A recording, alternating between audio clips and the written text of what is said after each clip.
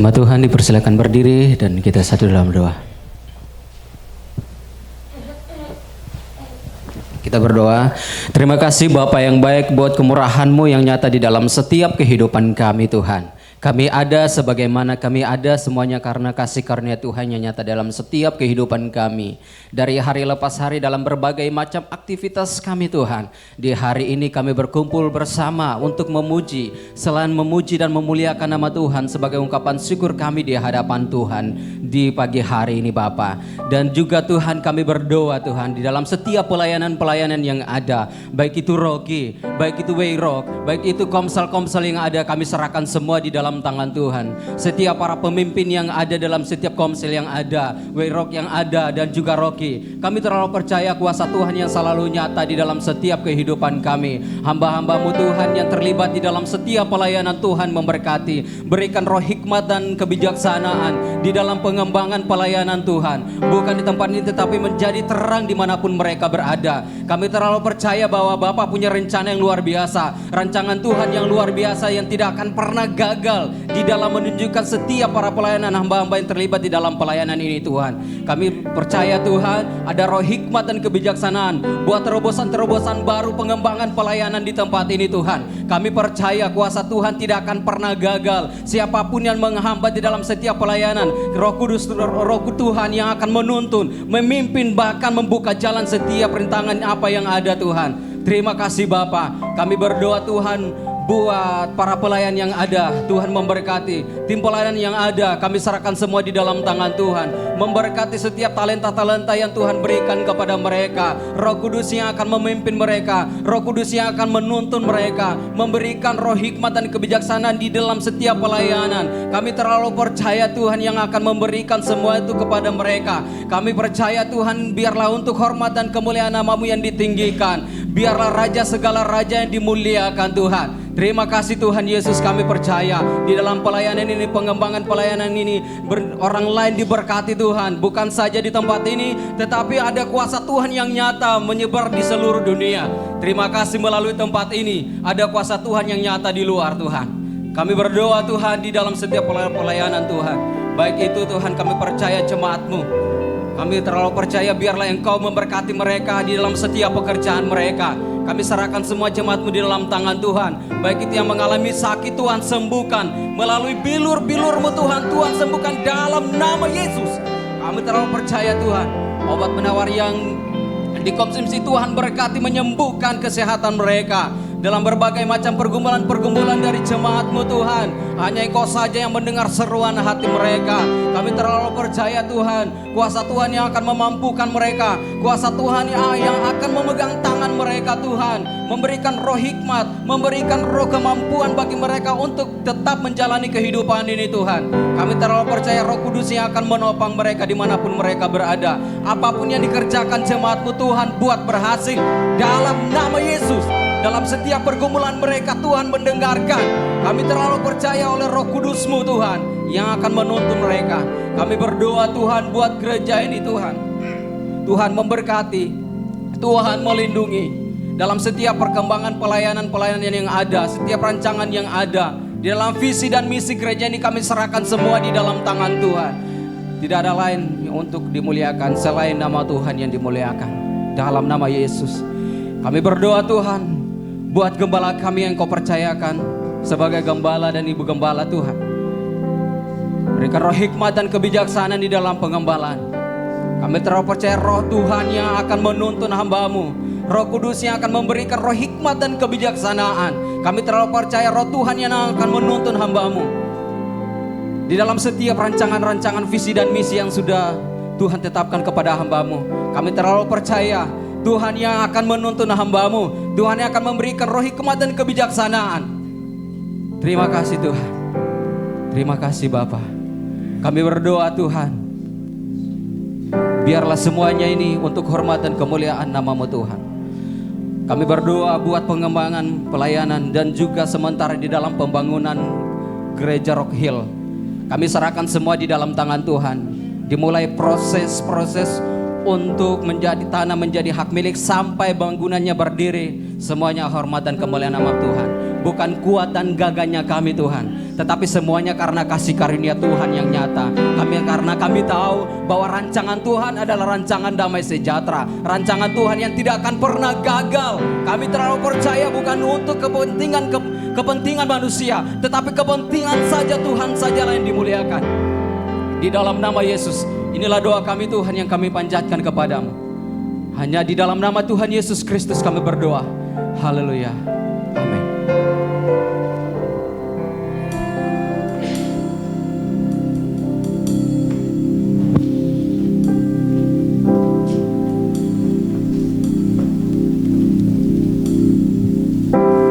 Shalom.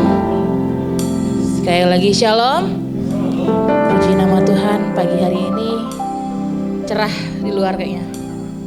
Cerah, ada airnya. Bagi yang menunggu hujan bersukacita, bagi yang tidak menunggu hujan juga bersukacita. Haleluya. Pada pagi hari ini kita akan memulai ibadah kita. Sebelumnya mari kita bersatu di dalam doa.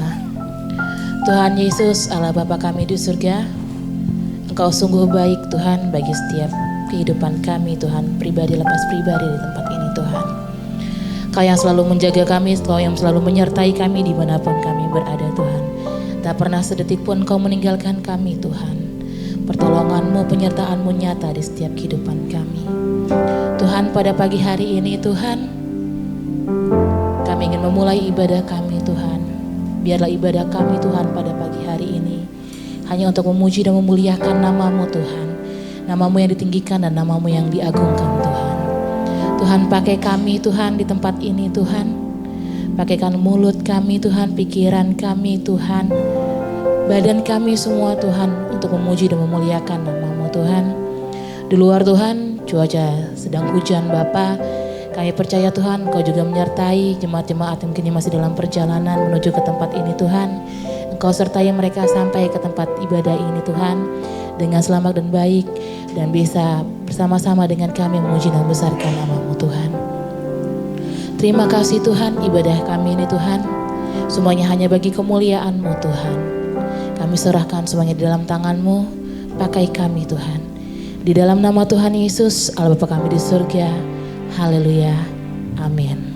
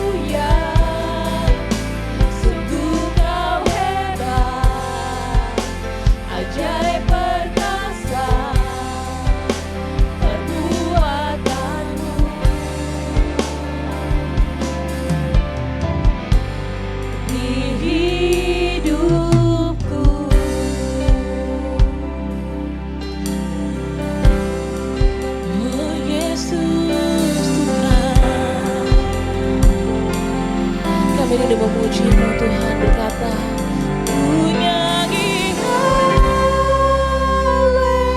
haleluya, haleluya, ku nyanyi haleluya. Kau hebat Tuhan, sungguh Kau hebat, Kau ajaib dan perkasa, ajaib perkasa, untuk segala perbuatan-Mu, perbuatan-Mu. Ku nyanyi haleluya, ku nyanyi haleluya,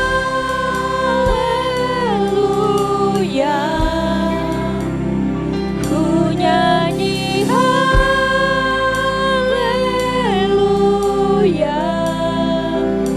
Sungguh Kau hebat, ajaib perkasa,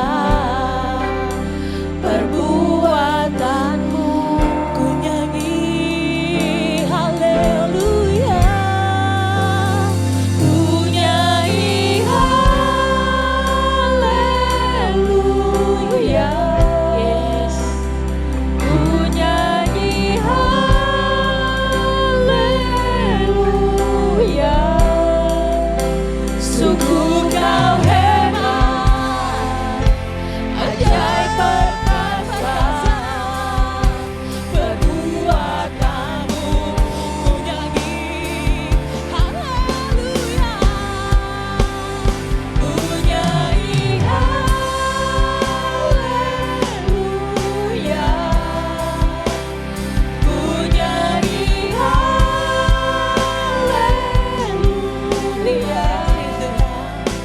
Sungguh Kau hebat, ajaib perkasa, perbuatan-Mu.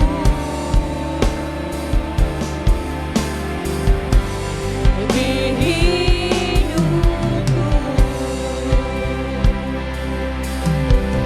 Kau hebat Tuhan, perbuatan-Mu ajaib, tak pernah gagal, perbuatan tanganmu. Oh Yesusku, haleluya,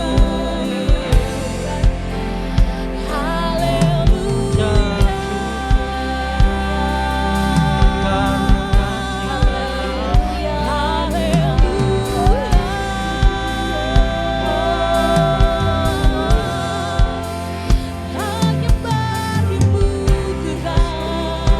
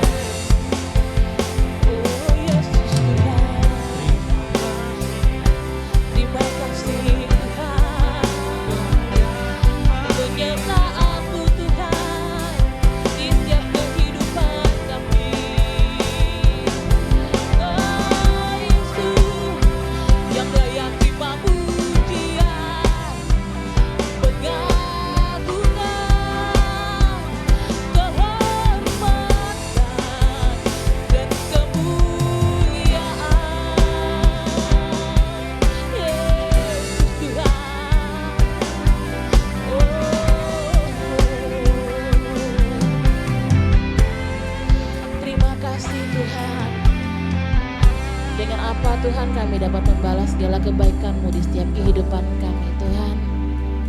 Jawabannya tidak ada Bapa. Kami hanya bisa memuji dan membesarkan nama-Mu Tuhan. Kami akui Tuhan segala kebaikan-Mu dalam setiap kehidupan kami Tuhan. Sehelai rambut kami pun Kau pun tahu Tuhan ketika itu jatuh Tuhan. Tuhan, kami tahu Engkau ingin kami Tuhan terus berserah kepadamu Tuhan, menyerahkan diri kepadamu Tuhan.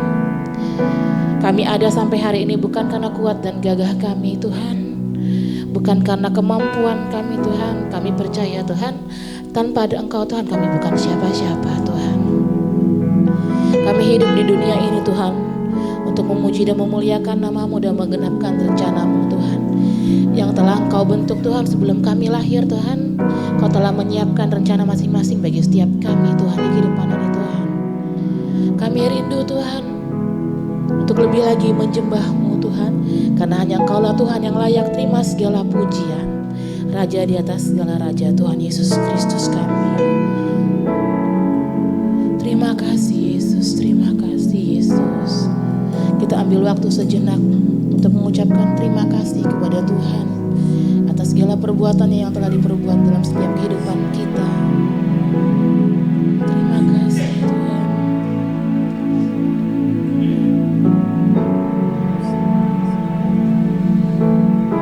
Terima kasih Yesus, terima kasih.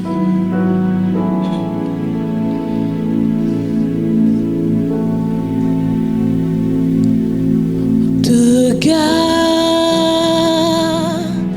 be the glory. To God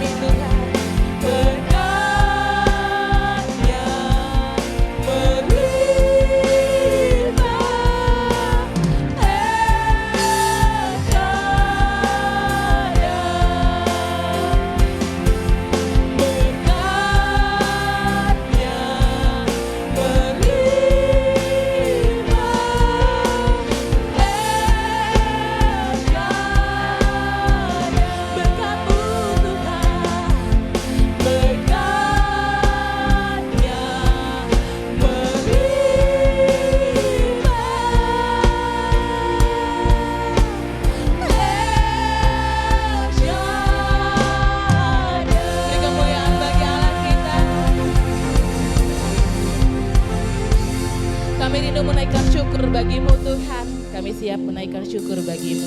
Di dalam nama Tuhan Yesus semua yang siap sama katakan amin. Mari kita naikkan syukur bagi Allah kita. Haleluya.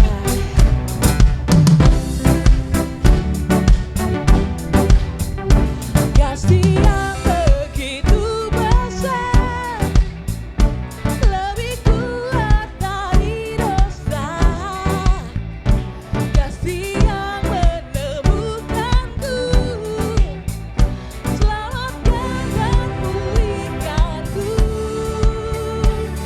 Ku naikkan syukurku, ku tak akan berhenti memuji, meninggikan namamu selalu, menari, memuliakanmu. Dibebaskan, dibangkitkan, hidup yang kau beri, dan kini hanya untukmu. Haleluya.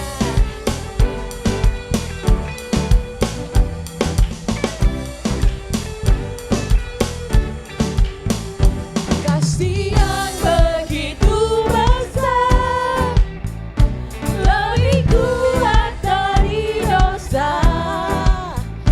Kasih yang menemukanku, kau selamatkan dan pulihkan kami. Selamatkan dan pulihkan kami. Naikkan syukur Tuhan.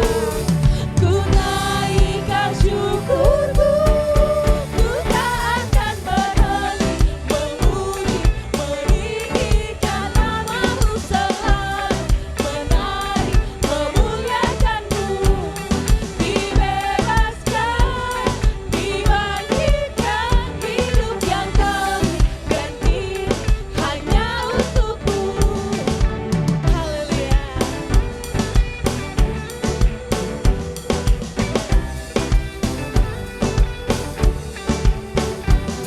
Ku naikkan syukurku, ku naikkan syukurku, ku tak akan berhenti memuji, meninggikan namamu selalu, menari, memuliakanmu. Dibebaskan, dibangkitkan, hidup yang kau beri, dan kini hanya untukmu. Takkan berhenti meninggikan namamu.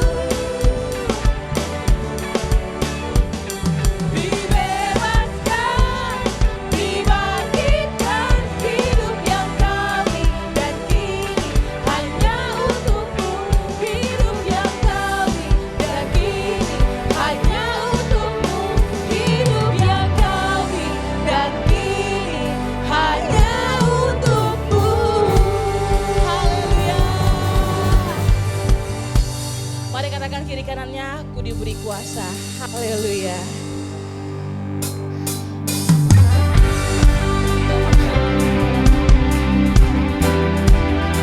Kami diberikan kuasa atas bumi ini Tuhan.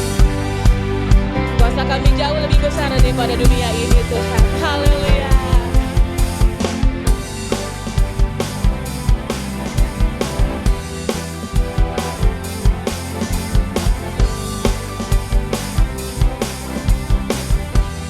Mari kita katakan bersama-sama. Ku diberi kuasa dari Raja Mulia, menaklukkan musuh di bawah kakiku.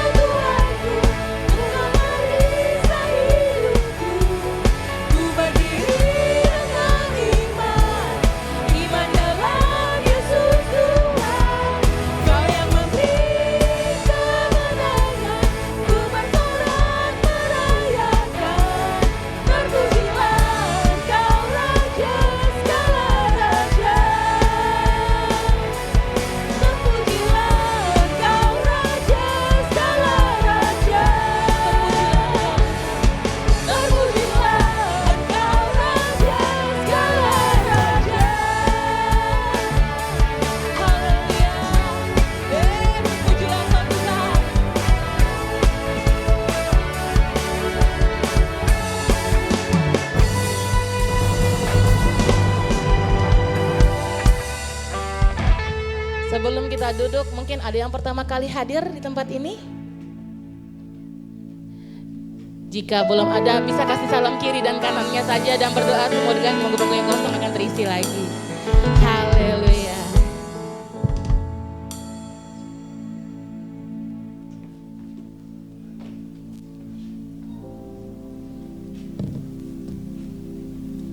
Shalom Bapak Ibu, Saudara semua yang terkasih di dalam Tuhan. Seberapa banyak di antara kita yang sampai saat ini masih percaya bahwa semua dalam hidup kita ini adalah berkat kemurahan Tuhan. Ketenaran, keluarga, maupun harta dan kekayaan yang kita miliki, yang Tuhan percayakan kepada kita, semua berkat kemurahan Tuhan. Jadi apa yang harus kita banggakan di dalam hidup ini? Selain hanya memuji dan memuliakan Tuhan. Karena itu mari kita muliakan Tuhan lewat perpuluhan kita. Sebelum kita membawa perpuluhan kita, saya akan bacakan satu firman Tuhan yang tertulis di Amsal 3 ayat 9 sampai 10. Muliakanlah Tuhan dengan hartamu dan dengan hasil pertama dari segala penghasilanmu, maka lumbung-lumbungmu akan diisi penuh sampai melimpah-limpah, dan bejana pemerasanmu akan meluap dengan air buah anggurnya. Perlu Bapak Ibu Saudara ketahui, perpuluhan ini dapat saudara berikan melalui amplop perpuluhan yang telah disediakan oleh para aser. Dan jika ada saudara yang ingin memberikan melalui transfer, maka saudara dapat menggunakan barcode yang tersedia di belakang kursi saudara, atau saudara bisa langsung scan barcode yang tertera di layar ini.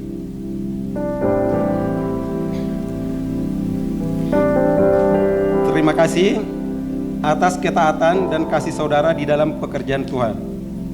Sebelum kita berdoa, apakah ada saudara yang belum menerima amplop perpuluhan? Kalau ada, boleh angkat tangannya supaya para aser boleh melayani saudara. Baik, kalau sudah semua, mari kita bersatu di dalam doa. Bapa yang baik, Bapa yang kasih, Bapa yang kami sembah dalam nama Yesus Kristus, dengan hati yang penuh syukur, kami datang membawa perpuluhan kami ke hadapan-Mu. Seperti yang Engkau firmankan, kami percaya bahwa ketika kami setia membawa perpuluhan kami ke rumah-Mu, Engkau akan membuka tingkap-tingkap langit dan mencurahkan berkat-Mu yang berkelimpahan atas hidup kami. Kami tidak memberi karena kekayaan kami, tetapi karena ketaatan dan iman kami kepada janji-Mu. Kiranya setiap persembahan ini menjadi alat untuk pekerjaan-Mu, membawa terang dan Injil kepada dunia yang membutuhkan.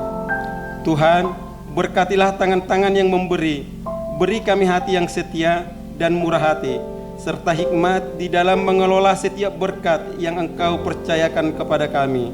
Dan seperti janji-Mu, curahkanlah berkat dari surga, agar hidup kami diberkati dengan kecukupan, damai dan sukacita dalam Engkau. Kami serahkan seluruh persembahan ini ke dalam tangan-Mu, dan kami percaya bahwa Engkau akan memakainya untuk kemuliaan nama-Mu. Yang siap memberi dalam nama Tuhan Yesus, sama-sama kita ucapkan, amin. Bagi Bapak Ibu Saudara yang akan menabur melalui amplop perpuluhan, kotak persembahan sudah tersedia di belakang. Terima kasih, selamat menabur, Tuhan Yesus memberkati.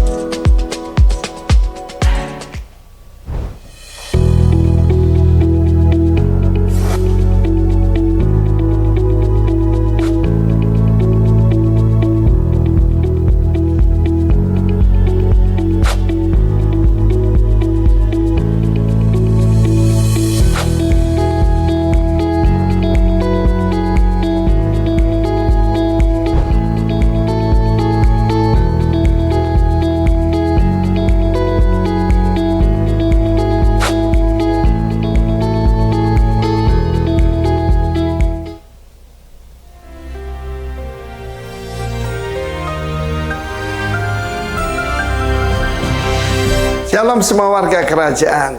The kingdom of God is a kingdom of love. Dan rajanya telah membuktikan seorang raja yang sangat murah hati dan rendah hati. Ketika Kristus masuk ke Yerusalem pada waktu kedatangan yang pertama, dia menunjukkan kerendahan hatinya dengan mengendarai seekor keledai. Ya, seekor keledai, bahkan anak keledai yang belum pernah ditunggangi. Tetapi humility zaman sekarang dianggap suatu kebodohan. Orang berlomba-lomba flexing supaya dianggap hebat, supaya dianggap kaya, ngaku konglomerat padahal konglomerat ya. Karena itu dalam Mika pasal 6 ayat ke-8 dikatakan, "Hei manusia, sudah diberitahukan oleh Tuhan dan apa yang dituntut oleh Tuhan daripadamu." Manusia sini umat manusia, Adam. Pertama dikatakan berlaku adil. Kita tahu kerajaan Allah dasarnya yaitu kebenaran dan keadilan. Kedua, mencintai kesetiaan. Kesetiaan di sini adalah loving kindness, hesed. Dan yang ketiga ini, hidup dengan rendah hati di hadapan Allahmu. Salah satu yang paling dibenci Tuhan adalah kecongkakan, keangkuhan, dan itu semua ada pada kita, bukan? Kita merasa diri hebat, kita merasa diri lebih dari orang lain. Tapi di sini perhatikan, bukan di hadapan Allahmu, not before thy God, tapi with thy God, bersama dengan Allahmu. Saya mengalami dalam hidup saya, yaitu tentang bagian yang terakhir nih, bagaimana hidup dengan rendah hati di hadapan Allah.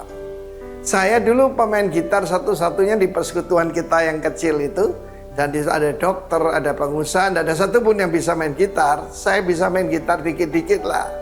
Biasalah, orang mata satu jadi raja di negara orang buta.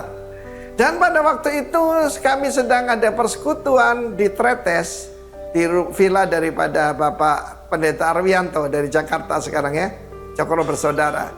Dan di situ saya main gitar dengan sangat pede, saudara. Sangat pede, yang lain tidak bisa. Lalu apa yang terjadi, saudaraku? Ada orang nunjuk ke belakang. Waktu saya menoleh, itu hamba Tuhan, ya dulu ipar dari Pak Arwianto, yaitu Dani Tumiwa, maestro gitar Yamaha kelas internasional, yang lulusan dari Spain, yang dari Spanish. Langsung saudaraku, saya menundukkan kepala dan saya serahkan gitar kepada beliau untuk beliau memainkannya. Dan saya masih ingat itu, ya. Kacamatanya bundar hitam gitu kayak Adian Napitupulu gitu. Lalu dia berkata, main terus saja, bagus kok mainnya. Aduh, sejak saat itu saya main gitar, tetapi karena diizinkan oleh maestro. Jadi saya main gitar berikutnya bukan angkat kepala, tapi nundukkan kepala. Sadar, I walk humbly before the maestro. Demikian juga dengan Tuhan. Siapa yang kita mau banggakan? Kita lihat bagaimana hamba-hamba Tuhan yang hebat-hebat itu semuanya rendah hati. Itu tanda ada roh Kristus dalam kita. Sebab yang sombong, yang mengatakan aku mau naik ke gunung Allah, mau meninggikan diri, itu Lucifer, itu setan. Tapi Tuhan Yesus itu lemah lembut, rendah hati, dan berkata belajar daripadaku. Saudara yang kasih Tuhan, itu pelajaran yang tidak pernah saya lupakan. Bahwa Tuhan selalu hadir. Dan kalau kita diizinkan, yaitu untuk memuji Tuhan atau dipakai oleh Tuhan, itu bukan karena kehebatan kita, tapi karena kemurahan Tuhan. God bless you warga kerajaan. Walk humbly before your God. Tapi mulainya hidup dalam keadilan dan kemurahan hati, keadilan, kesetiaan. God bless you. Amin.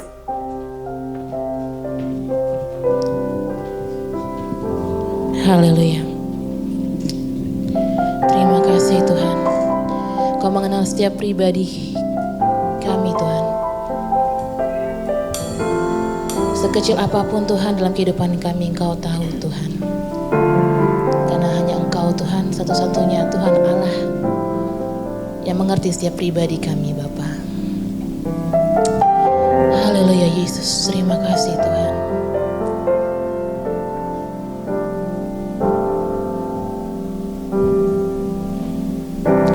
Mengenang hatiku, hamba batinku, tanpa hadirmu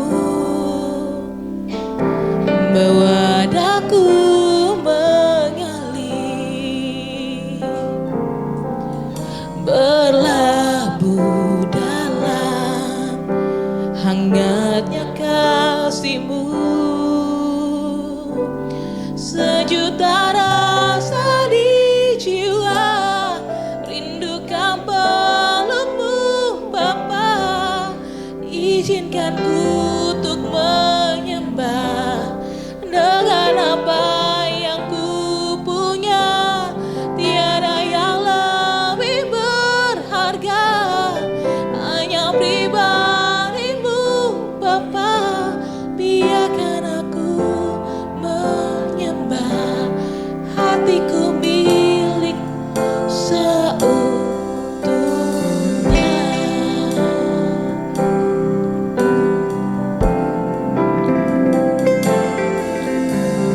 Kau mengenal hatiku, hamba batinku, tanpa hadir-Mu bewadaku mengalir, berlabuh dalam hangatnya kasih-Mu. Sejuta rasa di jiwa, rindukan peluk-Mu Bapa. Izinkan ku untuk menyembah dengan apa yang ku punya. Tiada yang lebih berharga, hanya pribadi-Mu Bapa. Biarkan aku menyembah, hatiku milik-Mu seutuhnya.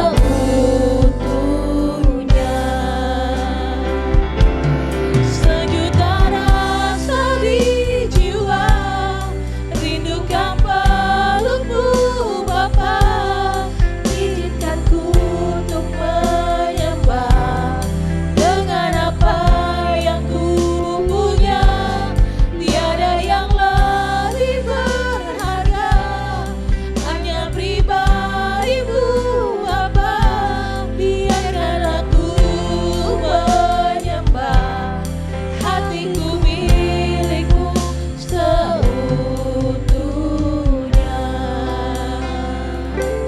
Sejuta rasa di jiwa, rindukan peluk-Mu Bapa.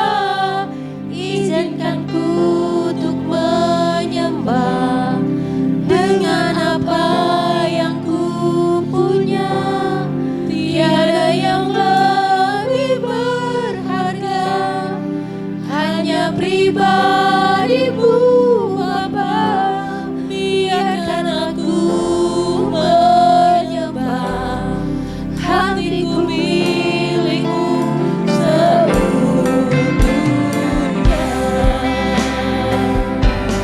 Sejuta rasa di jiwa, rindukan peluk-Mu Bapa. Izinkan ku untuk menyembah dengan apa yang ku punya. Tiada yang lebih berharga, hanya pribadi-Mu Bapa. Biarkan aku menyembah, hatiku milik-Mu seutuhnya. Biarkan aku menyembah, hatiku milik-Mu seutuhnya.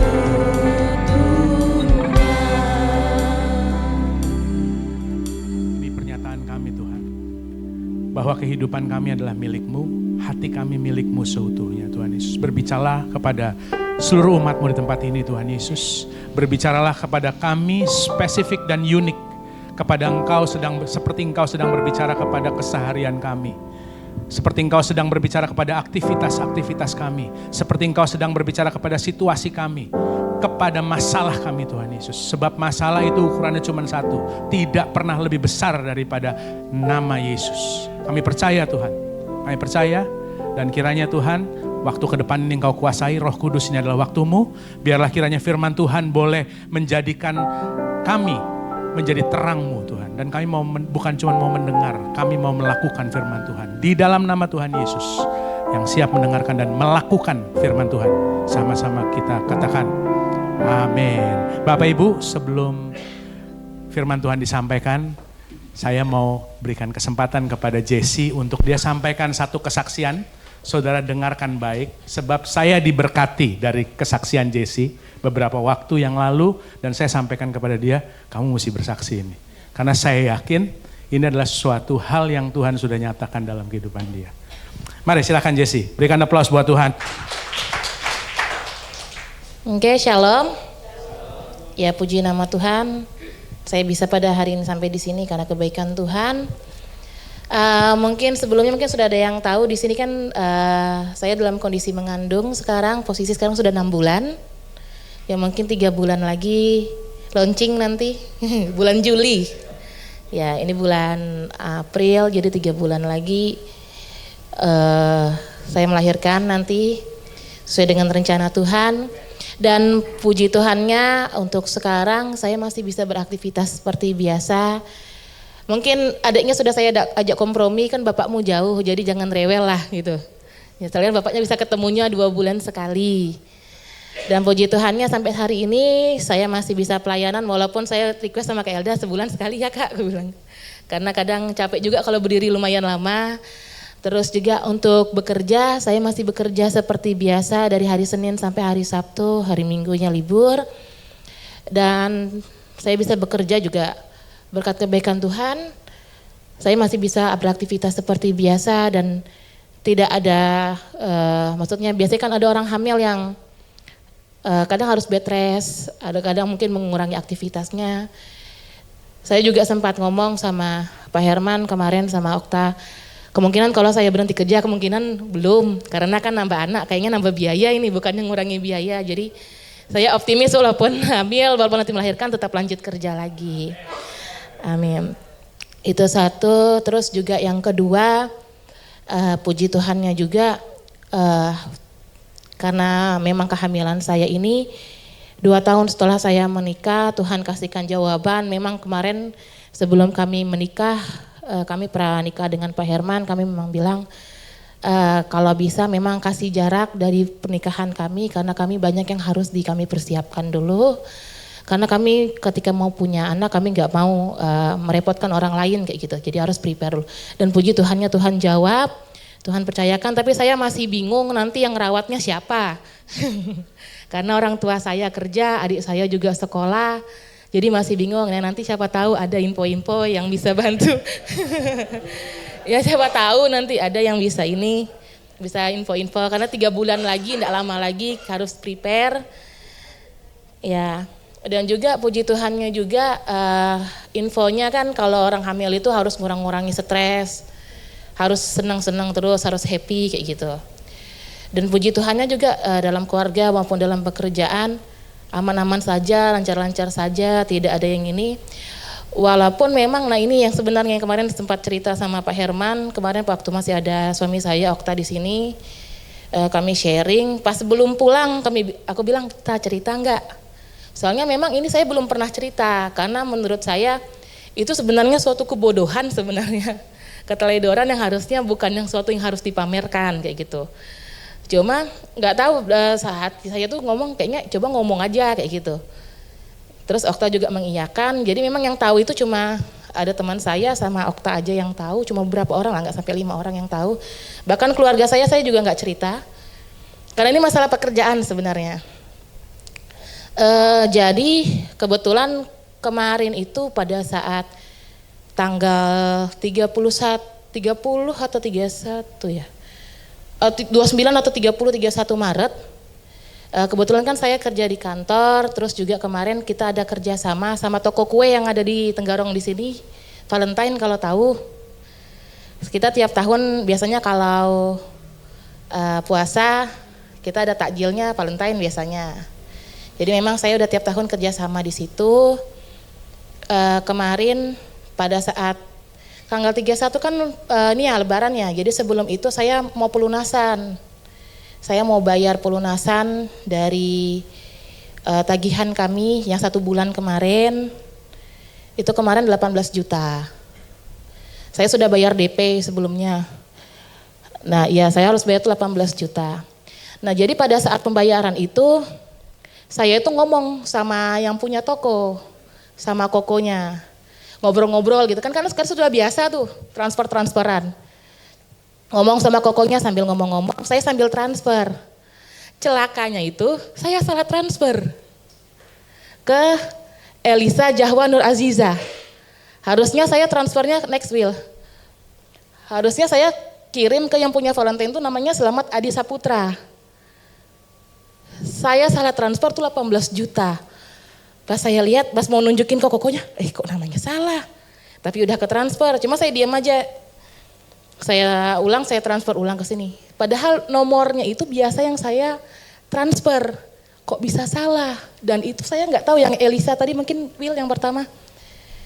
Yang Elisa Jahwa Nur Aziza ini namanya jauh beda sama siapa tadi? Saputra, Adi Saputra tadi jauh betul sebenarnya. Cuma saya keluar di situ, saya kasih buktinya transfernya yang benar ke kokonya, keluar. Saya duduk di mobil. Aduh, salah transfer. 18 juta. Itu siapa lagi Elisa itu? Driver saya yang di sebelah, Ibu salah transfer kemana? Nggak tahu. Saya juga nggak kenal itu nomornya siapa. Karena nomornya itu saya ketik. Di WA sama orang Valentine itu, dan biasanya itu nomor yang saya copy paste aja, itu yang saya pakai. Memang saya nggak simpan. Karena kan jarang juga transaksinya. Nah setelah itu saya menghubungi suami saya. Menghubungi Okta. Dan tentunya kalau Okta tuh kalau saya WA tuh fast respon. Dia itu cuma ngomong gini aja. Ya saya syukurnya punya suami yang diem gitu, ada syukurnya sebenarnya. Ya jadi aku aku salah ketik, gue bilang. Aku ndak lihat lagi namanya, salah aku. Salah apa? Aku salah transfer. Berapa? 18 juta. Oh katanya. Gitu aja. Oh. Kan namanya beda kalau mau transfer. Terus dia cuma bilang, oke, nggak apa-apa katanya gitu. Ya kan aku kan orangnya panikan kan sebenarnya. Ya aku salah nih, gimana nih? Ya dia bilang, karena kebetulan habis itu aku memang mau ke bank memang. Ya udah buat aja laporan ke bank kata Okta. Ya udah aku buat laporan ke bank. Nyampe ke bank, kebetulan saya ada kenalan di Mandiri, teman saya juga. Langsung dilayani, dia bantu melaporkan. Terus saya sambil bincang-bincang ngomong. Namanya Rifki. Rifki, ini biasanya kalau orang salah transfer dikembalikan gak ya? Pertama dia bilang gini, dikembalikan kok Jess, kemarin juga ada salah transfer ke BNI katanya. Tapi 6 juta, 5 juta aja sih katanya, 2 minggu balik katanya. Oh, ya agak lega saya. Habis itu ngomong lagi. Tapi betulan balik kan? Soalnya lumayan kan? Ya lumayan. Terus Rifki bilang, tapi ada sih yang gak balik katanya. Tergantung orangnya lagi katanya. Jadi kalau memang mereka gak mau ngebalikin, paling kita bantu untuk proses hukum aja. Tapi saya tahu proses hukum di negara kita ini nggak semudah itu dan tak secepat itu. Apalagi ini konteksnya saya nggak tahu nama orang itu siapa. Maksudnya orang itu siapa saya nggak tahu. Ini saya ada buat surat pernyataan kemarin, saya tanda tangan materai untuk email ke Mandiri minta bantu. Karena saya kan transfernya tuh beda bank. Kalau sama bank mungkin bisa bantu di blok karena ini ke BCA tadi. Saya transfer ke BCA tadi, jadi nggak bisa, harus hubungan bilateral antara bank. Ya udah tunggu aja dulu. Berapa lama? Saya nanya. Karena itu mau puasa kan, harusnya kan 14 hari kerja. Jadi hitung-hitung tuh saya 20 hari kerja karena ada libur bersama bank. Jadi baru bisa selesai itu sekitar tanggal 10 April ke atas. Ini belum lewat nih harusnya nih, belum selesai harusnya. Next Will. Lain. Sebelumnya. Nah ini saya email ke Mandiri.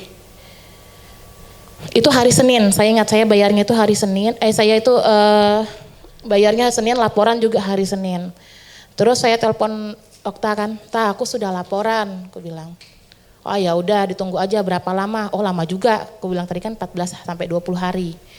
Oh lama juga ya katanya. Ya udah enggak apa-apa. Suami saya itu enak betul ya. Oh iya enggak apa-apa. Oh iya ya sudah. Oh ya udah tunggu aja kayak gitu. Nah, aku tuh sampai akhirnya aku telepon karena aku kan orangnya marahin kah atau apa gitu loh, kasih tahu kah gitu nah.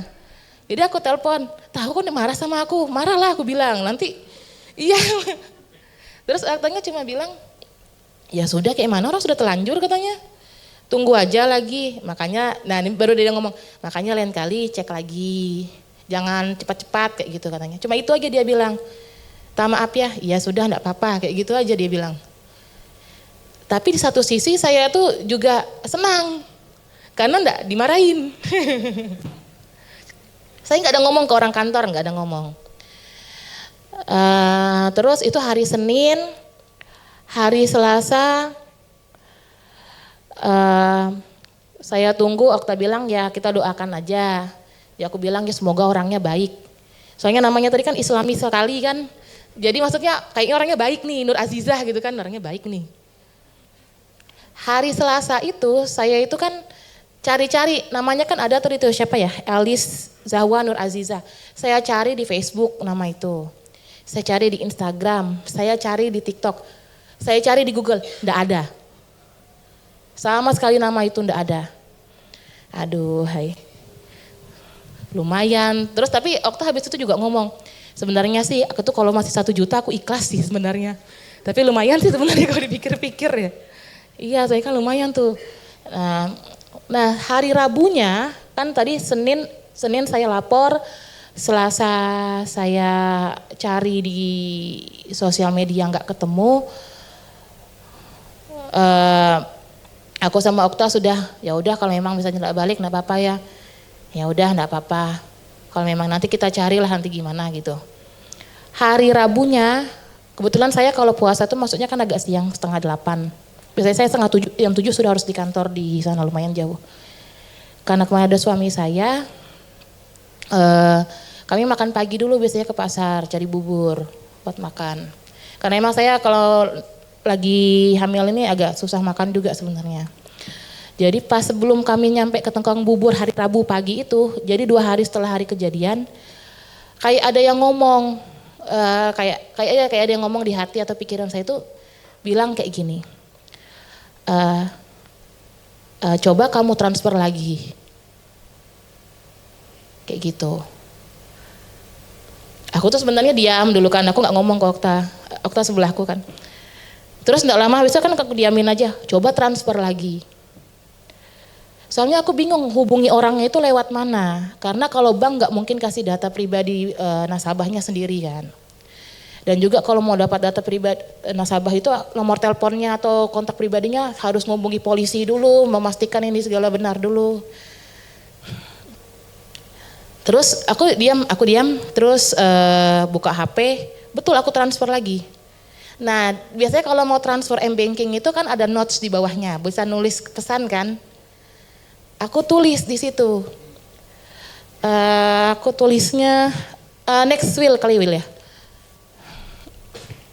Aduh gak kebaca ya di situ ya.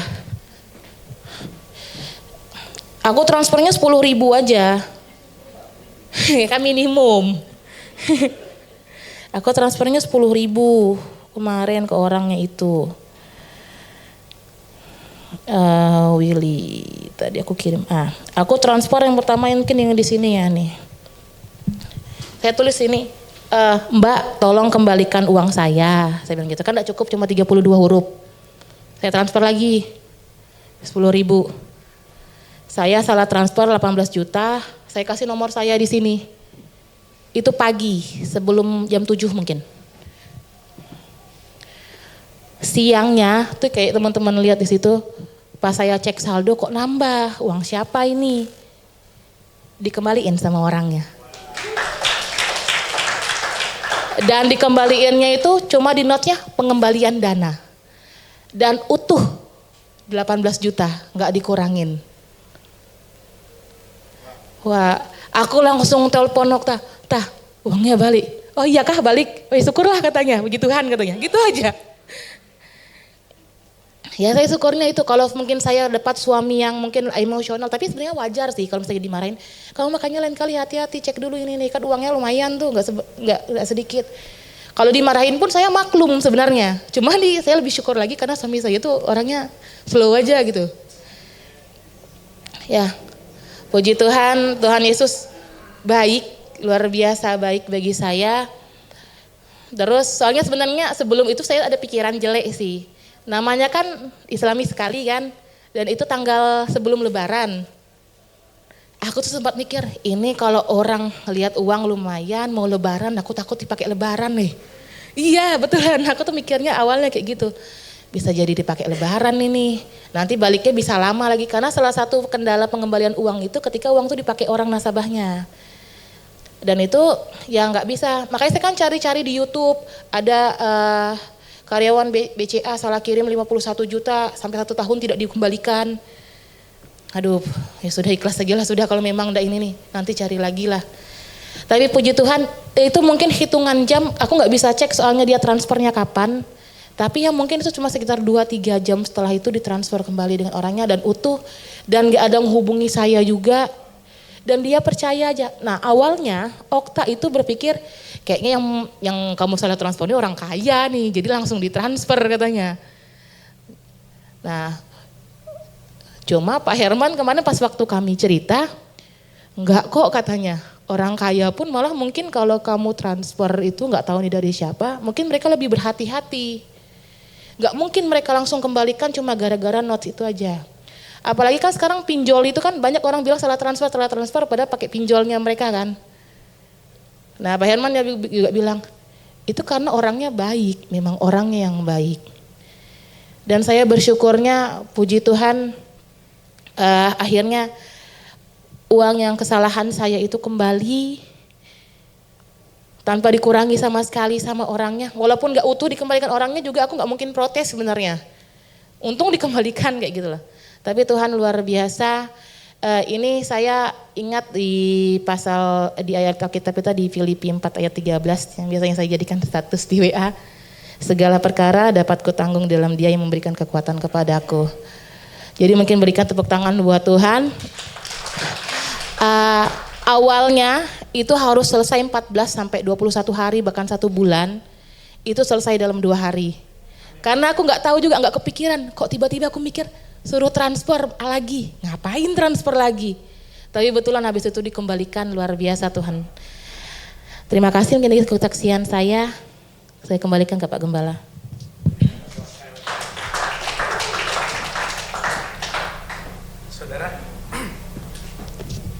Saudaraku, saudara diberkati.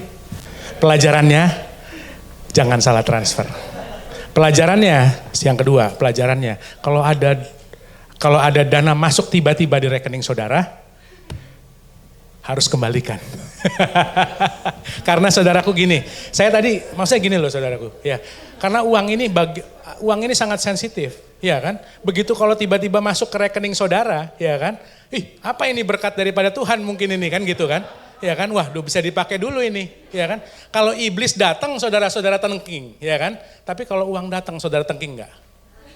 Di rekening saudara itu padahal bukan hakmu, ya kan. Nah saya bisa bilang bahwa Tuhan tuh kasih hikmat tuh yang gak biasa kok. Hikmat yang tidak biasa, bilang hikmat yang tidak biasa. Udah salah transfer disuruh transfer lagi. Tapi kemudian bagaimana Tuhan bisa menggunakan cara itu untuk menyelesaikan suatu hal yang gak mungkin.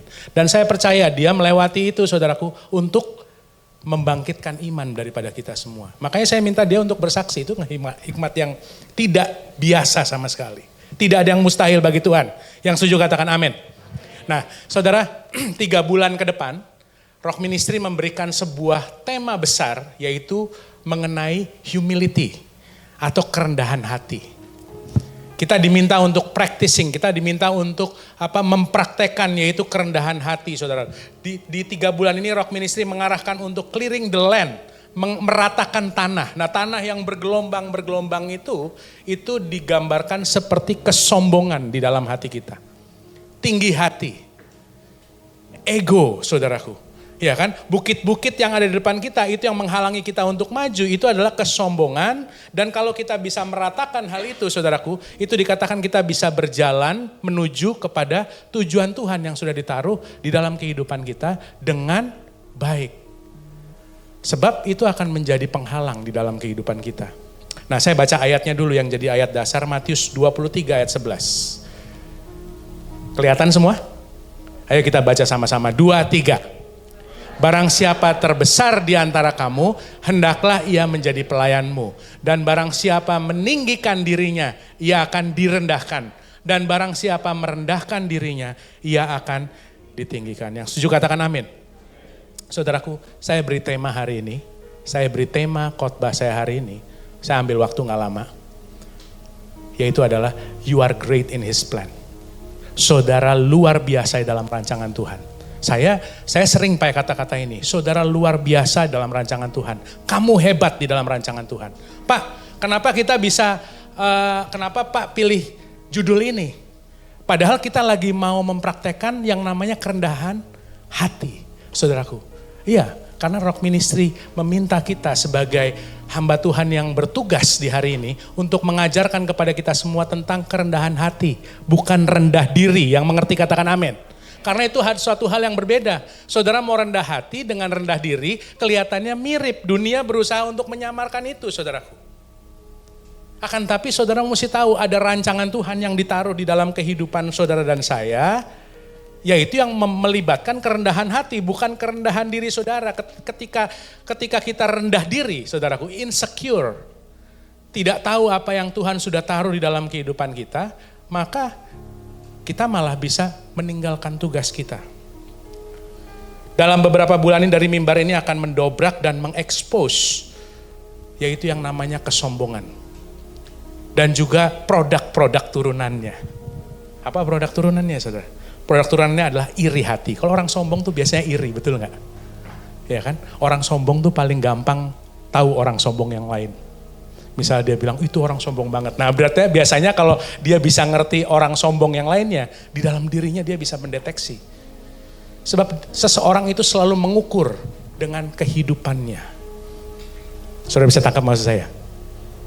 Saudaraku, produk turunan daripada kesombongan itu adalah insecure. Ketika kita sombong, saudaraku, lalu kemudian ada orang yang berprestasi. Ada orang-orang yang bersama dengan saudara kemudian akhirnya kehidupannya diangkat oleh Tuhan. Saudara merasa insecure, saudara merasa rendah diri. Produk daripada sombong juga itu adalah dendam, iri hati, perselisihan. Dan rancangan Tuhan membutuhkan kita untuk meratakan itu semua. Rancangan Tuhan di dalam kehidupan saudara itu membutuhkan kita untuk meratakan hal itu semua.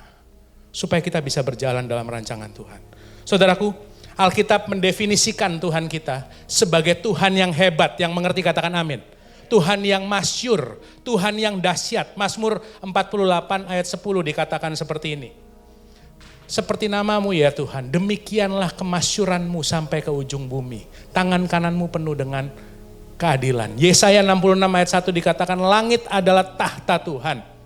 Bumi adalah tumpuan kakinya. Saudaraku, Tuhan kita adalah Tuhan yang hebat, Tuhan yang masyur, Tuhan yang dahsyat, saudaraku. Dan saudara dan saya diciptakan untuk merespon kepada kemuliaan Tuhan. Saudara dan saya diciptakan untuk menyembah kemuliaan Tuhan. Saudaraku, kemasyuran Tuhan. Dan ketika kita melihat bagaimana dahsyatnya Tuhan, bagaimana masyurnya Tuhan di dalam kehidupan saudara dan saya, bagaimana karya Tuhan yang begitu luar biasa dalam kehidupan saudara dan saya, respon yang otomatis yang harusnya keluar itu adalah pengagungan dari dalam kehidupan kita. Respon yang seharusnya keluar itu adalah pujian, saudaraku, dari dalam kehidupan kita. Sebab dahsyat dan hebat tadi. Kan tadi saya pakai judulnya adalah saudara luar biasa dalam rancangan Tuhan. Dahsyat, hebat, luar biasa itu adalah pribadinya Tuhan. Amin. Dahsyat, luar biasa, hebat itu adalah pribadinya Tuhan, saudaraku. Dan saudara dan saya yang serupa dan segambar itu ada sebuah benih kedahsyatan. Ada sebuah kehebatan yang diberikan di dalam kehidupan saudara dan saya yang semuanya menerimanya. Yaitu adalah sebuah potensi. Coba gambarnya. Saudaraku, saya jelaskan sedikit. Ini adalah Dia adalah Allah Alfa dan Omega, amin. Yang awal dan yang akhir. Oke, dia tahu akhir saudara, tapi dia juga tahu awal saudara. Ada benih kedahsyatan yang Tuhan sudah taruh di dalam kehidupan saudara, yang dibungkus ataupun yang diberikan sebuah judul, yaitu adalah tujuan Tuhan di dalam kehidupan saudara. Ada kehidupan yang berbuah.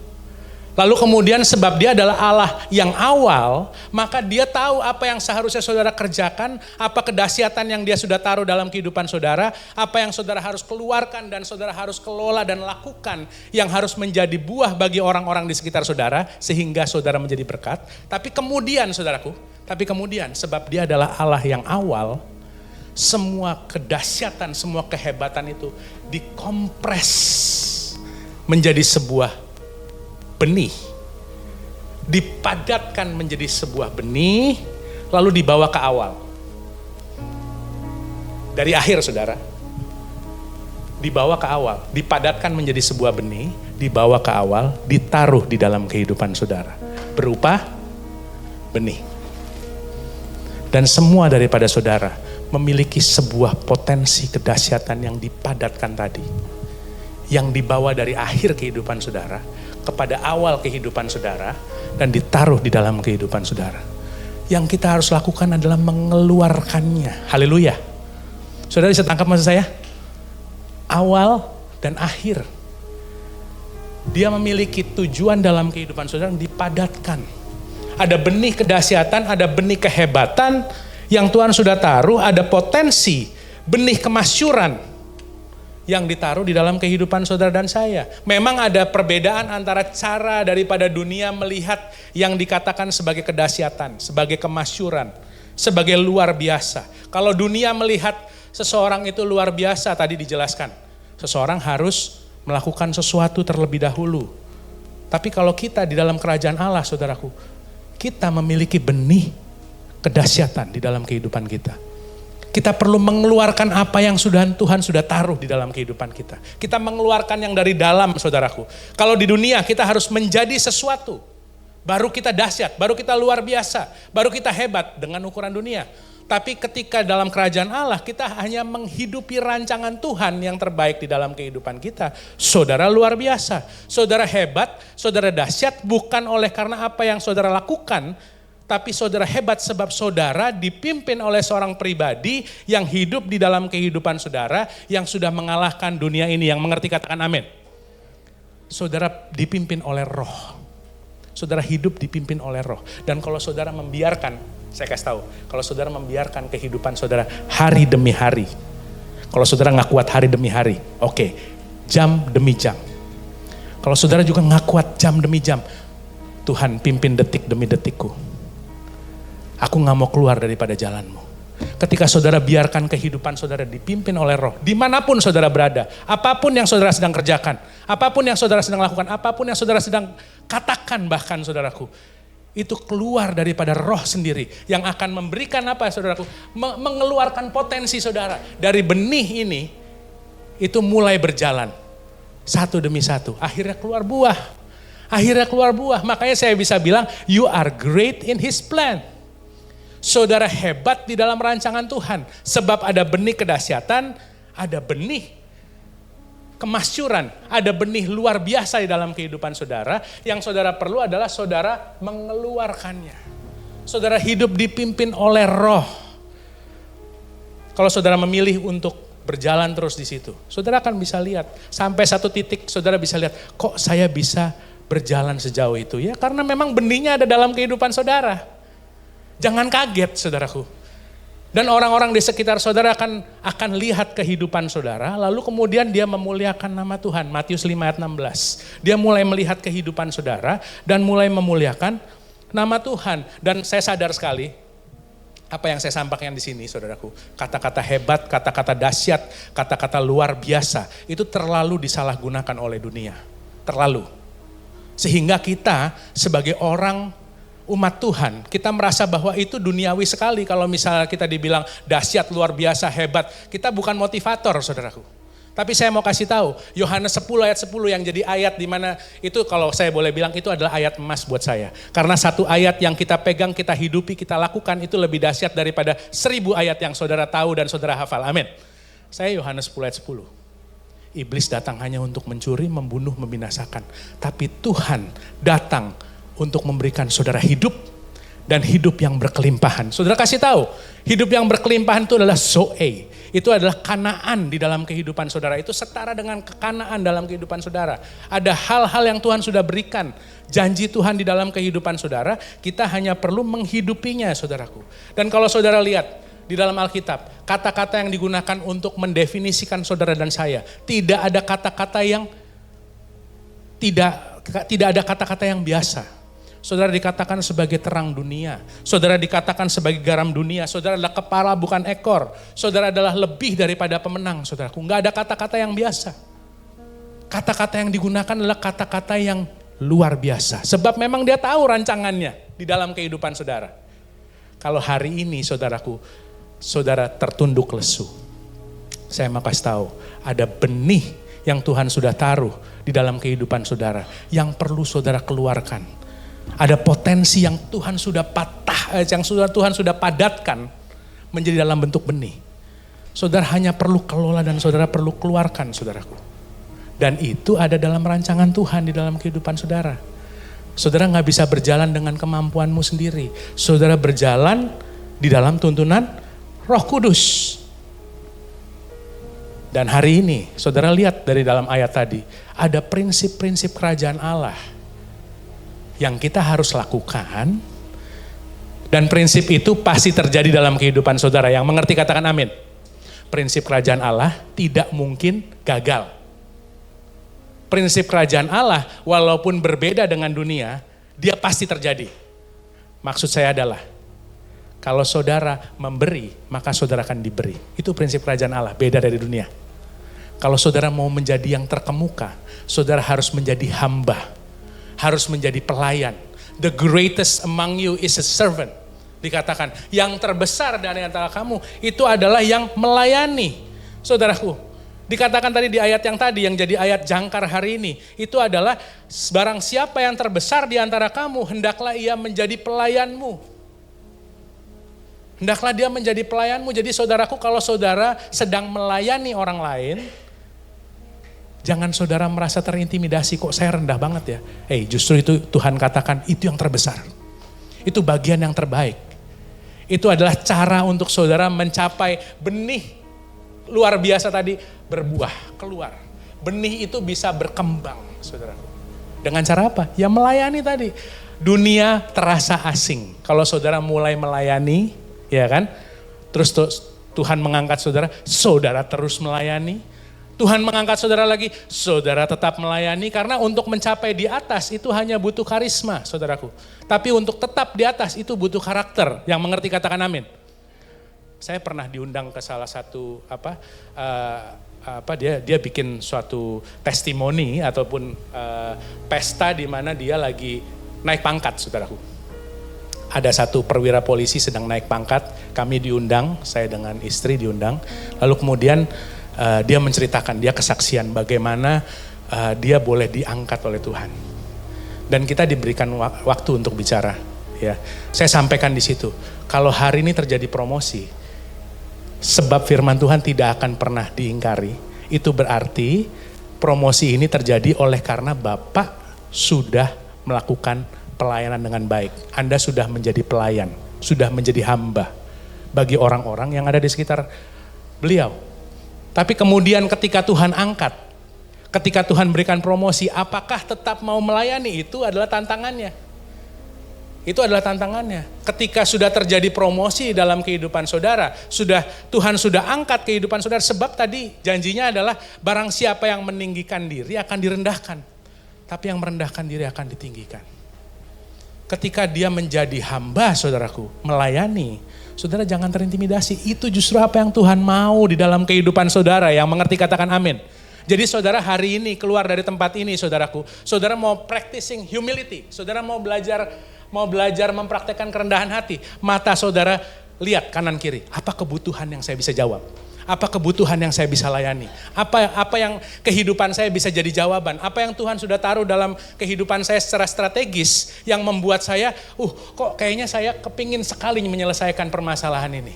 Saudaraku, karena itu ada, ketika Tuhan memberikan potensi dalam kehidupan saudara, itu berarti ada suatu kemampuan untuk saudara menyelesaikan masalah tertentu di masa yang tertentu yang spesifik. Saudaraku, dan ketika kita tidak mau mengeluarkan hal itu, saudaraku, kita sedang meninggalkan tugas. Dikatakan tadi prinsip kerajaan Allah tadi, kita harus menjadi hamba.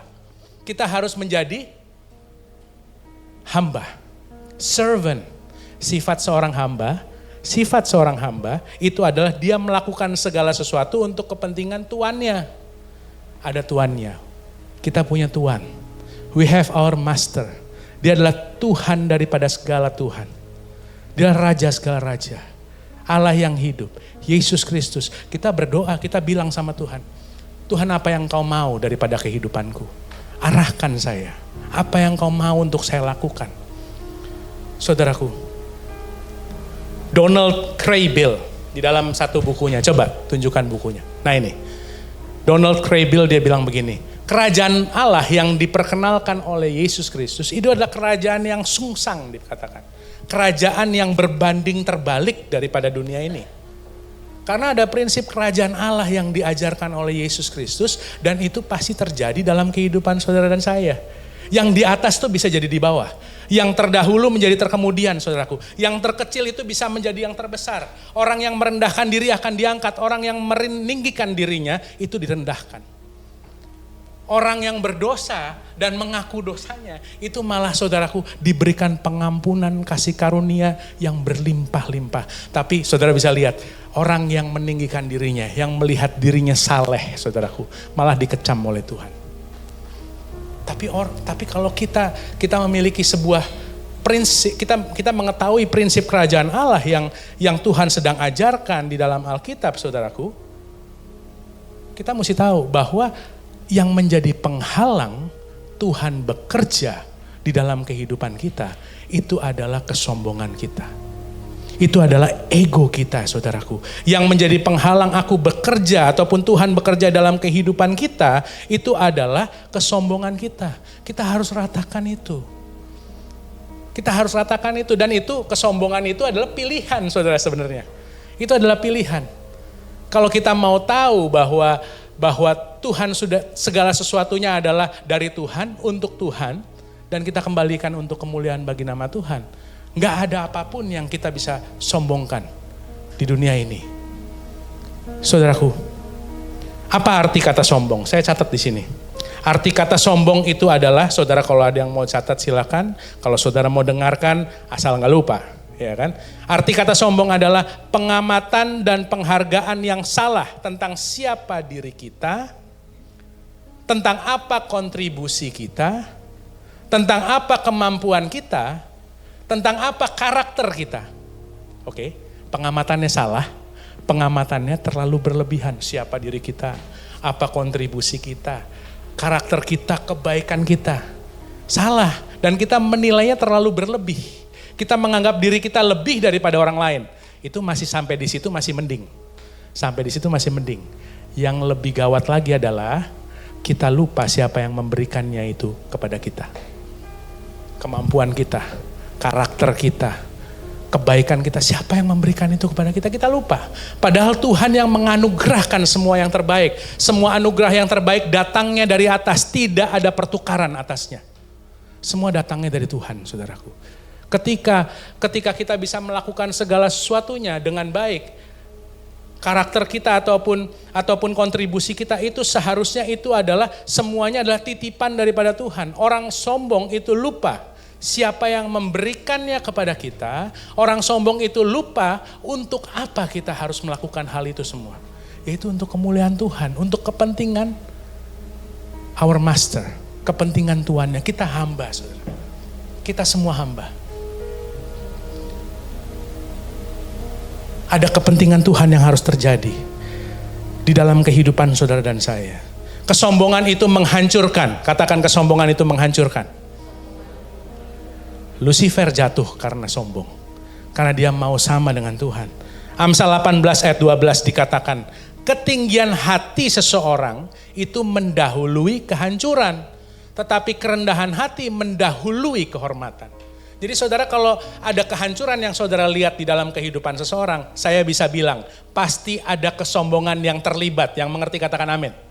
Pasti ada kesombongan yang terlibat. Ada kesombongan yang muncul terlebih dahulu. Manusia bisa sombong gak? Bisa. Tapi disitulah ada titik di mana kita harus tahu, kita harus berbalik. Oke Tuhan, saya sombong. Ampuni saya tidak mau, saya mau meninggalkan kesombongan. Itu meratakan tanahnya saudaraku. Tapi kalau kita tetap tinggi hati, kita udah tahu dan kita lanjutkan lagi, itu akan ada kehancuran yang di depan yang terjadi. Akan tetapi kerendahan hati itu mendahului kehormatan, sebab Tuhan akan mengangkat umatnya yang rendah hati, saudaraku. Kesombongan itu dibenci oleh Tuhan. Tuhan membenci orang sombong. Ada ayatnya Pak? Ada. Amsal 16 ayat 5 dikatakan, semua orang sombong dibenci Tuhan. Ia tidak akan membiarkan mereka luput dari hubungan. Orang sombong dibenci Tuhan. Oh jelas kok. Tadi kan dia bilang kan, orang yang meninggikan dirinya akan direndahkan. Akan direndahkan saudaraku. Kesombongan itu membuat kita terhalang berkat yang Tuhan mau curahkan di dalam kehidupan kita. Tuhan membuat itu bisa menghalangi berkat yang mau datang di dalam kehidupan kita. Maksud saya apa? Bukan masalah berkat itu bukan cuma masalah keuangan saudaraku. Tapi berkat itu juga hikmat yang datang di dalam kehidupan kita. Orang sombong itu tidak mau mendengar perkataan orang lain. Bahkan juga perkataan Tuhan dia gak mau dengar. Dia akan tetap pada apa yang ada dalam pikiran dia. Saudara pernah tahu gak? Saudara pernah dengar pasti. Ada orang-orang yang karena kesombongannya. Dia bahkan gak mau belajar daripada orang lain. Padahal orang yang pintar, orang yang berhikmat itu selalu belajar dari pengalaman orang lain, betul nggak?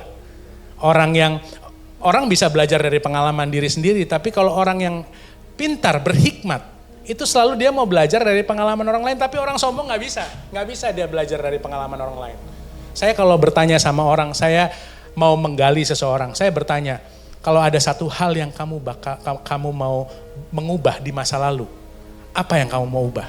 Saya selalu belajar dari kesalahan orang. Saya mau belajar daripada kesalahan orang, saudaraku. Dan saya percaya juga saudara semua adalah orang-orang yang mau belajar. Dan hari ini kita diingatkan kembali. Bagaimana kita bisa meninggalkan apa yang dikatakan kesombongan ataupun gengsi, saudaraku. Kalau saudara pernah dengar ada orang yang senior, yang tidak mau mendengarkan juniornya. Oh siapa dia? Dia masih baru kok, dia tahu apa? Dia statusnya apa? Pendidikannya apa?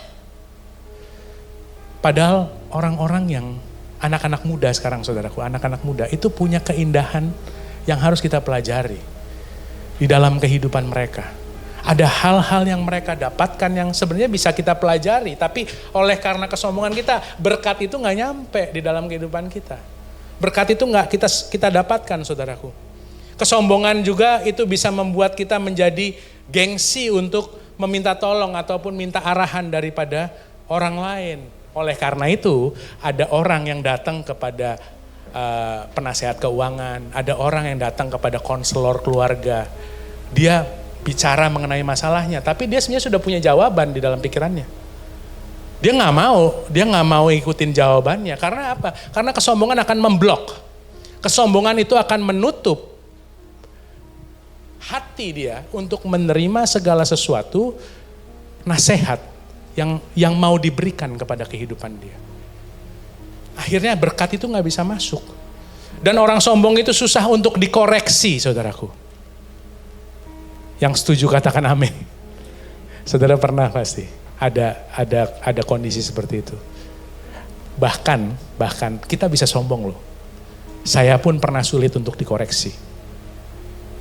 Tapi rendahkanlah dirimu di hadapan Tuhan, di hadapan tangan Tuhan. Biarlah dia mengoreksi. Dia bisa mengoreksi melalui orang-orang di sekitar saudara. Dia bisa mengingatkan melalui orang-orang terdekat saudara, pasangan saudara, orang tua saudara, teman-teman saudara. Dia bisa menyampaikan hal itu. Tapi ketika kita memblok diri kita dengan kesombongan, kita susah untuk dikoreksi. Itu sebabnya juga pendeta juga nggak bisa bantu kalau misalnya kita tetap berada dalam sebuah kesombongan. Kita nggak mau dengerin apa yang sedang disampaikan. Firman Tuhan juga bisa cuman sampai di telinga kita. Tidak sampai ke dalam hati kita. Kita cuman bisa dengar, tapi kita nggak mau melakukan, saudaraku. Tapi hari ini, kalau firman Tuhan disampaikan mengenai meratakan tanah, kalau memang ada kesombongan, bertobat. Sebab Tuhan membenci orang sombong. Kalau ada suatu hal yang hari-hari ini saudaraku menjadi sebuah benteng untuk kita, untuk supaya kita tidak bisa memiliki sebuah hubungan yang baik dengan orang-orang di sekitar kita. Kita sulit untuk dikoreksi, kita gengsi untuk minta tolong, kita gengsi untuk belajar daripada orang lain. Indahnya orang yang rendah hati adalah dia bisa mendapatkan pelajaran dari semua orang. Yang mengerti katakan amin. Kalau dia mau rendah hati, dia mau berbicara kepada semua orang, oh begitu ya, wih luar biasa ya. Saya belajar banyak tadi dari apa yang Jesse tadi lakukan. Bahwa itu adalah hikmat yang tidak biasa. Dan kalau misalnya saya pun, kenapa dia bisa bilang tadi, Pak jangan-jangan itu orang kaya. Bukan, orang kaya itu belum tentu juga karakternya bagus. Kalau saya bilang dia memiliki karakter yang bagus. Dan saya berdoa kalau kita juga mengalami salah transfer ya saudara balikin. Kita punya karakter yang bagus, amin. Ya kan, kalau yang bukan hak kita kembalikan saudaraku. Tuhan mampu untuk memberkati kita dengan suatu hal yang memang adalah hak daripada kita. Ya kan, makanya orang itu kalau sombong saudaraku itu bisa bolak-balik jatuh di dalam satu masalah yang sama. Dia gak mau ngakuin bahwa caranya keliru. Dia tahu bahwa dia mungkin sadar di tengah jalan, cara saya keliru kelihatannya. Tapi karena kesombongannya, orang-orang udah ngingetin dia. Enggak, saya hantam buta saja, saya terus saja. Pernah lihat orang begitu? Pernah lihat orang begitu? Dia terus berjalan seperti itu, karena apa? Karena ada kesombongan, dia gak mau denger apa yang ini. Seharusnya udah waktunya dia putar balik. Tidak sesuai dengan apa rancangan Tuhan di dalam kehidupan dia. Tapi dia tetap terus, saudara. Dan itu akhirnya apa? Akhirnya itu akan merugikan orang-orang di sekitarnya. Mungkin pertama yang jadi korbannya adalah dia sendiri. Tapi lama-lama korbannya teman-temannya, lama-lama korbannya pasangannya, suami ataupun istrinya. Lama-lama korbannya anak-anaknya. Lama-lama korbannya melebar, saudaraku. Kesombongan itu bisa mengorbankan orang-orang yang saudara kasihi. Saya cuman pas waktu lagi saya merenungkan Abraham, dia kan dengar dari Tuhan, ya kan, persembahkan anakmu, persembahkan anakmu yang jadi adalah anak perjanjian, yaitu Ishak, saudaraku.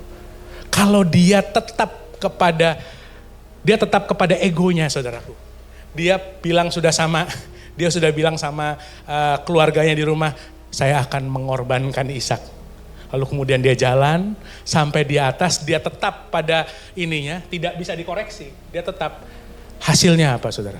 Hasil dia tetap mengorbankan anak itu. Tapi di tengah-tengah dia bisa berbalik. Dia tahu bahwa oke, saya melakukan ini untuk Tuhan, Tuhan mengkoreksi saya. Dan dia mengambil alih bahwa dia bilang yang dipersembahkan adalah domba.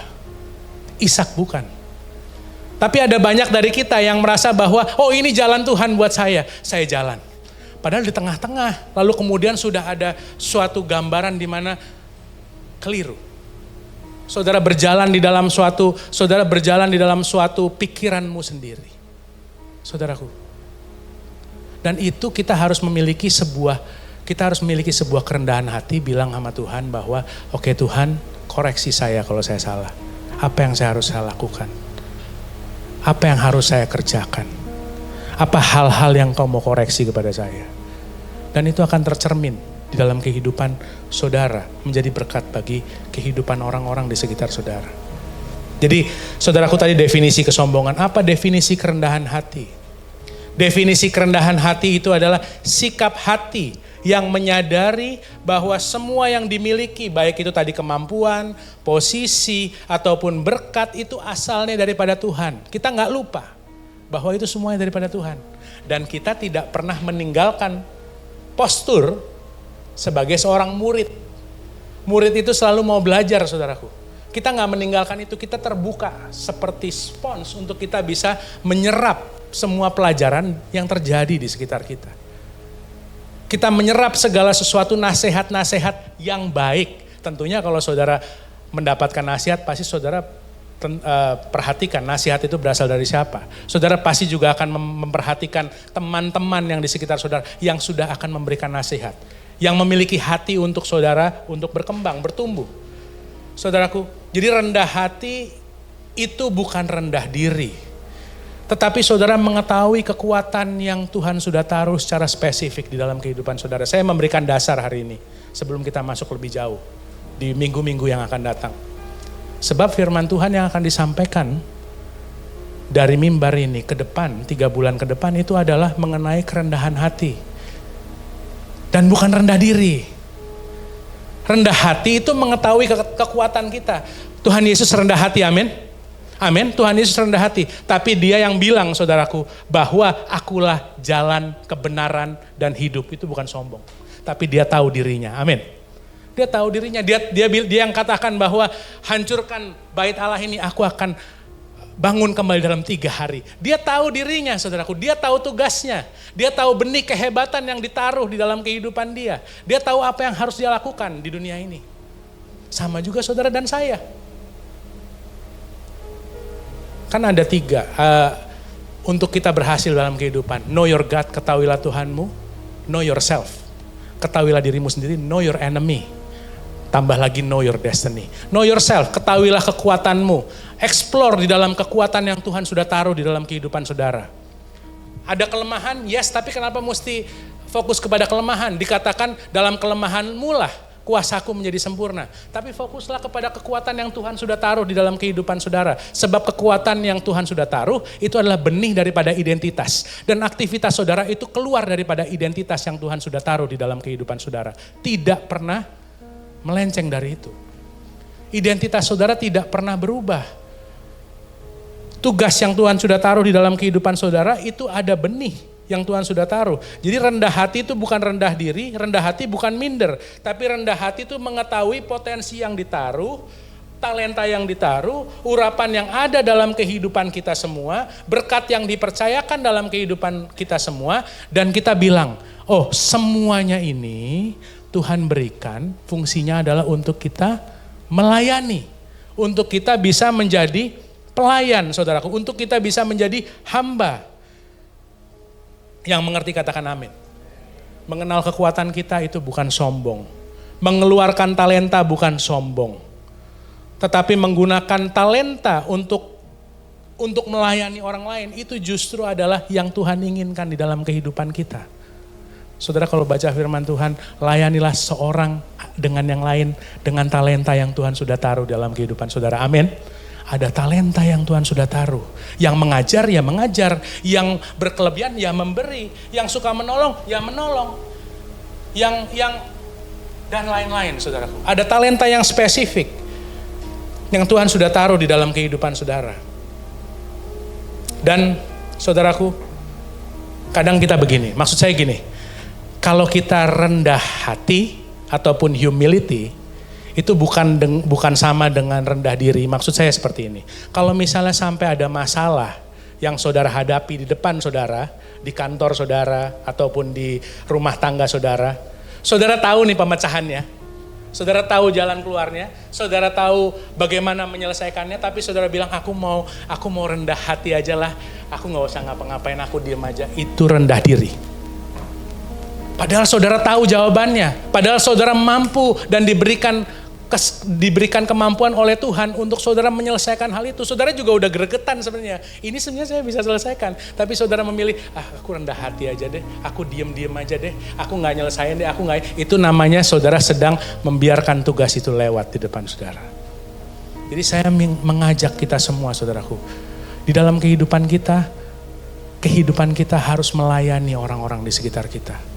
Jadi kalau saudara mau practicing humility, jadilah seorang hamba, jadilah seorang pelayan bagi orang-orang di sekitar saudara. Mata saudara mulai melihat ke kanan kiri, apa yang jadi kebutuhan. Saya tutup dengan satu ayat ya, saya undang para pelayan. 1 Petrus 5 ayat 5 sampai 6. Saya bacakan untuk saudara dalam, jangan bahasa Inggris nanti, yang bahasa Indonesia aja. Demikianlah juga kamu, hai orang-orang muda, tunduklah kepada orang-orang yang tua. Dan kamu semua rendahkanlah dirimu seorang terhadap yang lain. Sebab Allah menentang orang yang congkak, tetapi mengasihani orang yang rendah hati. Karena itu rendahkanlah dirimu di bawah tangan Tuhan yang kuat, supaya kamu ditinggikannya tepat pada waktunya. Saudaraku, seperti orang berlayar, saudara. Seperti orang berlayar. Kalau saudara berlayar, itu melawan arah angin, ya. Itu seperti ada angin yang sedang melawan kapal saudara. Ada angin yang sedang melawan kapal saudara. Perjalanan saudara jadi lebih lambat, amin. Betul nggak? Kalau misalnya saudara berlayar melawan arah angin, perjalanan saudara jadi lebih lambat.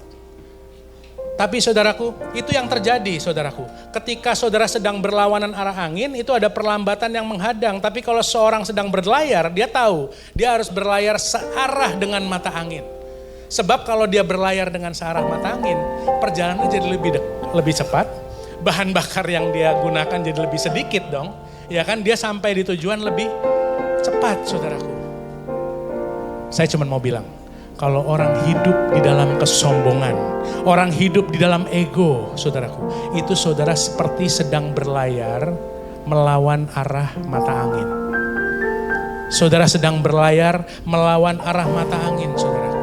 Tetapi karena firman Tuhan katakan Allah menentang orang yang congkak, tapi dia mengasihani orang yang rendah hati, saudaraku. Artinya adalah orang yang rendah hati, Tuhan memberikan kasih karunia-Nya tadi dikatakan. Tuhan akan meninggikan tepat pada waktunya. Ini, Allah menentang orang yang congkak tapi mengasihani. Dalam bahasa Inggris digunakan kata-kata favor. Digunakan kata-kata kasih karunia. Itu kasih karunia ketika Tuhan melihat orang yang rendah hati, saudaraku. Itu seperti angin yang bertiup di belakang layar saudara. Saudara punya layar sauh itu di dalam kapal kehidupan saudara. Itu seperti angin yang sedang meniup hal itu. Ketika saudara merendahkan diri saudara, Tuhan, what you want to do my Lord? Apa yang kau mau lakukan, Tuhanku, Tuanku atas kehidupanku. Saudara merendahkan kehidupan saudara. Itu seperti angin yang sedang mendorong perahu layar saudara. Dan saya percaya buat banyak daripada kita yang hadir di hari ini, kita bukan lagi dalam sebuah musim di mana kita bisa buang-buang waktu bernegosiasi dengan Tuhan. Seperti Yunus, saudaraku. Yunus lagi mau pergi ke Niniwe, dia harus bernegosiasi lama. Sampai dia harus melewati banyak hal. Banyak dari kita saat ini, saudaraku. Kita sedang ada dalam sebuah musim di mana persiapan ini, saudara. Musim persiapan, saya mau bilang kepada saudara. Musim persiapan ini, itu artinya ketaatan kita dengan perintah Tuhan, itu jendelanya mesti pendek, jendelanya mesti kecil. Jadi jendela yang tersedia antara pernyataan Tuhan, instruksi Tuhan dengan ketaatan kita mesti pendek. Untuk beberapa daripada kita, rendahkanlah dirimu. Bilang, Tuhan aku gak tahu tapi aku akan taat. Tuhan aku gak punya sumber dayanya tapi aku akan taat. Tuhan aku gak tahu caranya tapi aku akan taat. Sebab kita merendahkan hati kita di bawah tangan Tuhan yang kuat. Dan dia akan mengangkat saudara tepat pada waktunya. Dia akan mengangkat saudara tepat pada waktunya.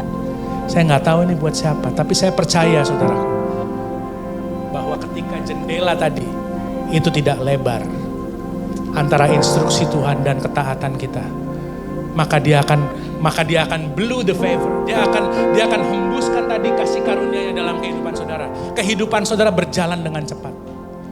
Ada hal-hal yang dia akan tunjukkan di dalam kehidupan saudara. Dan oleh karena itulah saudara adalah hebat di dalam rancangan Tuhan. Yang menerima firman Tuhan ini, mari sama-sama kita bangkit berdiri. Kita terima perjamuan kudus.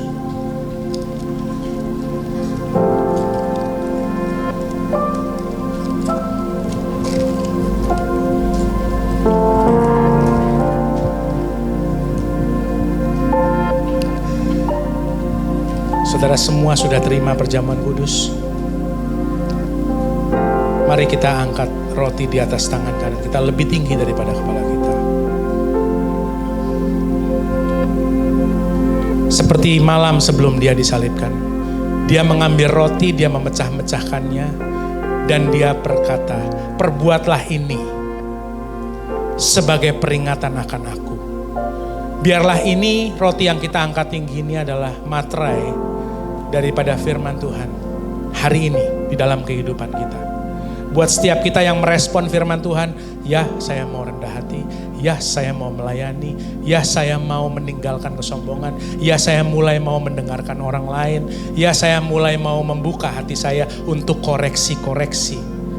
Ya, saya tidak akan lupa lagi dari siapa yang memberikan segala sesuatunya ini.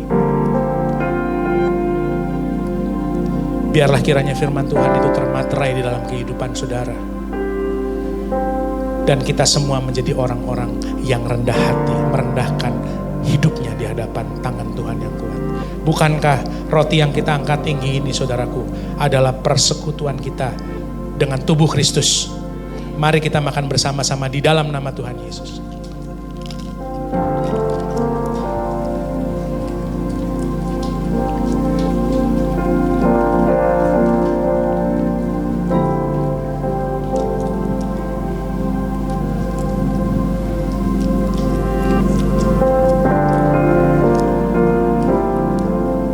Saudaraku yang terkasih,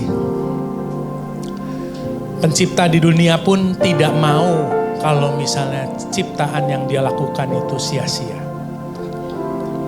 Pencipta di dunia ini juga tidak mau kalau ciptaannya itu tidak berfungsi dengan maksimal.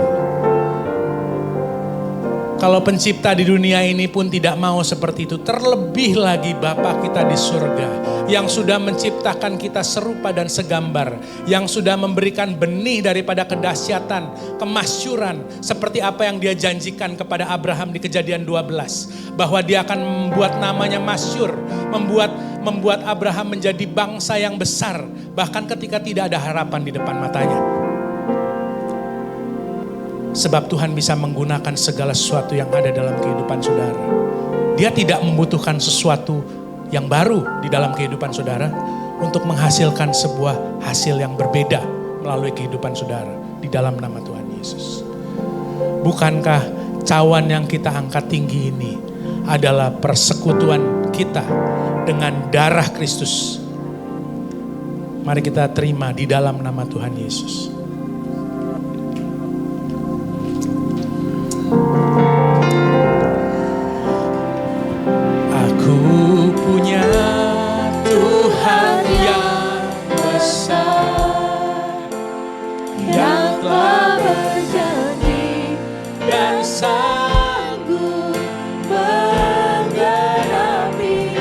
Imanku bersemangat percaya.